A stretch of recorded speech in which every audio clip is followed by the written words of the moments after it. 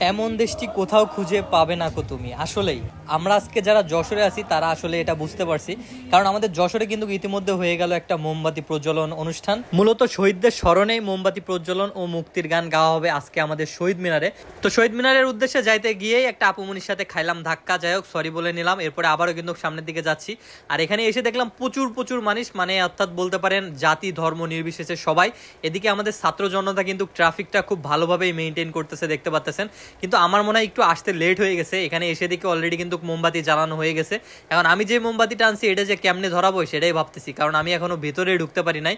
তো প্যারানাই চিল, আমি এভাবে বাইরের থেকে একটু ভিডিও করার চেষ্টা করলাম, বাট কোনোভাবেই আমি আর কি মানে ভালো ফুটেজ পাচ্ছিলাম না কেন জানি। দেখতে পাচ্ছেন একদম শহীদ মিনারের যে গেট, সেই গেটের মুখে দাঁড়ায় আছি। তো কি আর করা, ওইখান থেকে আবার বেরোয় চলে আসলাম, আর বেরোয় বাইরের থেকে একটা ফুটেজ নিতে থাকলাম। আর আমি আর শাকিলা বান্ধবী কিন্তু এখানে দাঁড়ায় আছি, মানে অসহায়ের মতো, ভিতরে ঢুকতেই পারতেছি না। তো কি করব আসলে বুঝতেছি না, এরপরে আর কি করা। তবে যে করেই হোক আমার শহীদ মিনারের ওইখানে যাইতেই হবে। এই জন্য মাথায় একটা দুষ্টু বুদ্ধি আসলো, সেটা হচ্ছে শহীদ মিনারের এই চিপা দিয়ে আমরা ঢুকে পড়বো, মানে এই গ্রিল টপকায়ে। তো যাই হোক ফাইনালি কিন্তু ঢুকতে পারছি। দেখতে পাচ্ছেন এখানে কিন্তু সবাই মোমবাতি জ্বালাচ্ছে।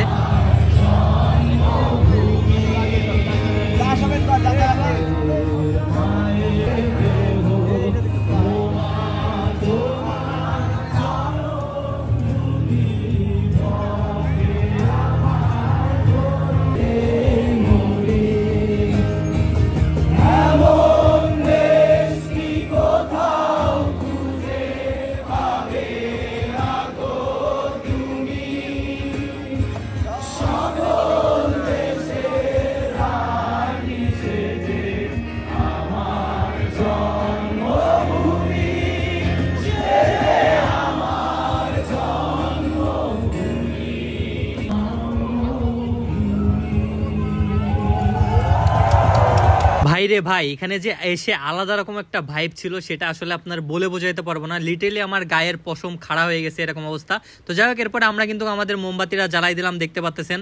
যেহেতু সবাই এখানে মোমবাতি জ্বালাচ্ছে, আমরা কেন ওয়েট করব। আর একজনের হাতে গোলাপ ফুল দেখে আসলে বেশ ভালো লাগতেছিল।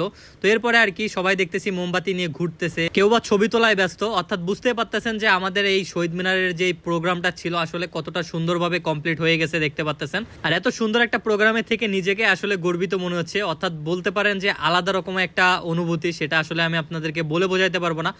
পরিশেষে বলবো যে আমাদের যে ছাত্র ভাইয়েরা মারা গেছে তাদের স্মরণেই মূলত এটা ছিল। তো আল্লাহ তাদের জান্নাত নসিব করুক। তো এরপরে শাকিলা বান্ধবী ভাবলো সেও একটু মোমবাতি জ্বালাবে, এর জন্য তার একটা ফুটেজ নিয়ে দিলাম, দেখতে পাচ্ছেন। পাশাপাশি এখানে কিন্তু অনেক আপুমনিরা ছিল, যেটা আসলে বলে বোঝাইতে পারবো না। তো যাই হোক এরপরে আবারও সেই দেয়াল টপকায় আমরা কিন্তু বাইরে চলে আইছি, কারণ ওই পাশ থেকে গেলে অনেক প্যারা হইতো। আর ভিডিওটা এই পর্যন্ত। ভিডিওটি ভালো লাগলে অবশ্যই পেজটা ফলো দিও আর ইউটিউব চ্যানেলটাও সাবস্ক্রাইব করো।